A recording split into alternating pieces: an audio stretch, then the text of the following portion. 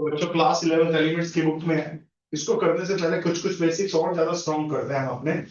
तो एक सेकंड में समझ आ जाएगा जब बेसिक स्ट्रॉन्ग। मुझे बताओ, अगर मैं 5 फैक्टोरियल लिखता हूँ तो क्या होता है? 5 into 4 into 3 into 2 into अब कोई बच्चा 5 लिख के फिर फैक्टोरियल लिखना चाहता है, तो क्या वो 5 into 4 फैक्टोरियल लिख सकता है? यस, दिस इज वैलिड ना, क्योंकि 4 फैक्टोरियल क्या है फर्दर? 4 into 3 into 2 into 1। तो 5 into 4 into 3 into 2 into 1 तो फिर से 5 फैक्टोरियल हो जाएगा। यस और नो? और किसी बच्चे का मन करता है 5 into 4 लिख के रुक जाऊं फिर फैक्टोरियल लिखूं, तो आगे क्या लिखूंगा जल्दी बोलो? into 3 factorial. Very good. तो ये बात आ गई ना समझ। अब कोई बच्चा भी 100 फैक्टोरियल लिखना है, क्वेश्चन के अकॉर्डिंग क्या पता मुझे 100 into 99 फैक्टोरियल लिखना पड़ जाए। वो तो क्वेश्चन की फॉर्म पे डिपेंड करेगा।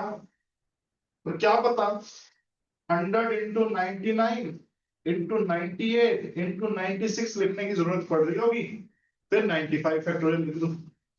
ये बात समझ आई या नहीं आई? अब ये बात समझ आ गई, फिर तो ये आपको कुछ लगेगा नहीं, क्योंकि मुझे इसको ये प्रूव करना है और नीचे n-r फैक्टोरियल है। तो मैं थोड़ा सा दिमाग अगर ये लगाऊं, अब ये 1 सेकंड में हो जाएगा आपका।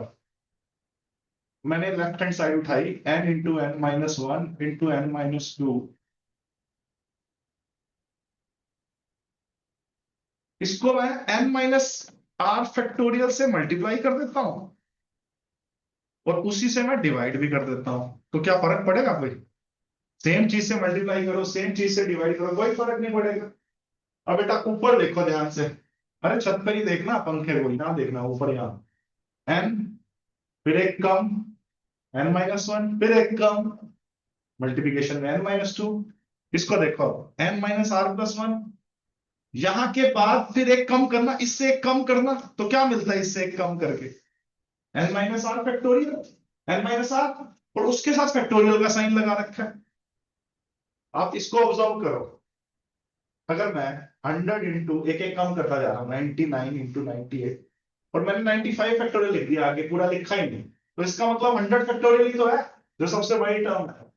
तो अगर मैं सबसे बड़ी टर्म n से स्टार्ट किया, into n-1 into n-2 n-r+1 तक लिखा, फिर अगली टर्म एक कम करके फैक्टोरियल लगा दिया, तो इसमें सबसे बड़ी टर्म कौन है? n। तो ऊपर क्या आ जाएगा बोलो? n factorial. और नीचे क्या है? हो गया प्रूव या नहीं हुआ? इजी था ना ये तो। इसको ये कंसेप्ट आना चाहिए था, जिसको ये पता तो उसके लिए तो कुछ है ही नहीं क्वेश्चन। ठीक है जी, आगा समझ सबको अच्छे से।